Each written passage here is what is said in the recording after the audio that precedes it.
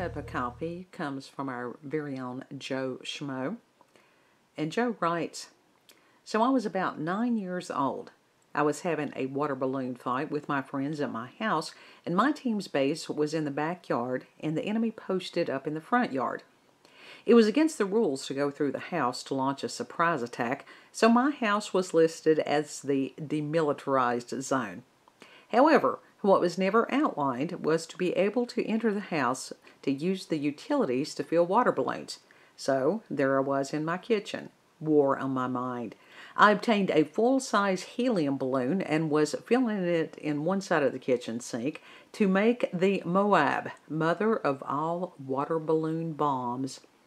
My plan was to get the water balloon ready and get on the roof and get Fat Man on them and end the round by killing everyone while they plotted my demise. As I waited for the balloon to fill, and it was a while because of the size, I got that feeling only someone who has felt it gets.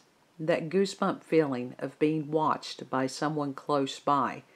I ignored it, dummy me. But it was in the afternoon, so what could happen?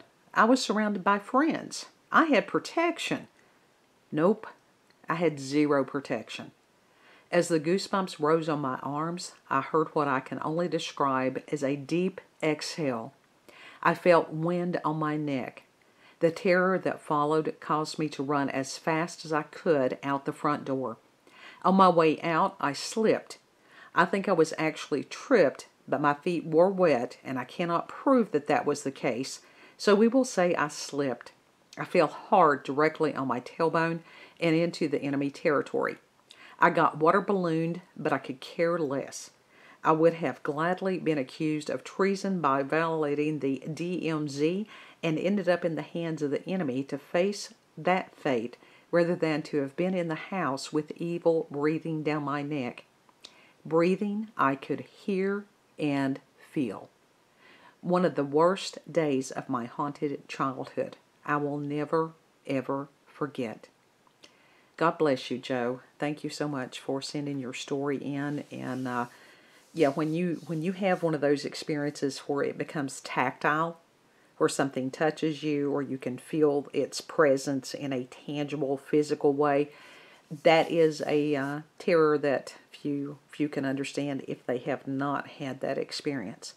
So I thank you very much for trusting me enough to tell your story. If you have encounters with the paranormal, supernatural, what have you, if you have legends in your family or your area, if you just want someone to listen and not think you're crazy, then go ahead and send me an email at cupofcoffeewithscream@gmail.com. And yeah, I'm not going to judge you. I know where I've been. I know what I'm going through. And we need to support each other on this because the time has come to take the shadows out of this. Or maybe I should say to shed a little bit of light onto the shadows. Because whatever these things is, fear is one hell of a drug in any aspect. And we see that being used against us in lots of forms in today's world. And so as we talk to each other and that we disclose these encounters and stuff, it helps us heal. And it does. It's like poking holes in those forms of darkness. So keep those stories coming in to me, folks. You all have a beautiful, blessed day.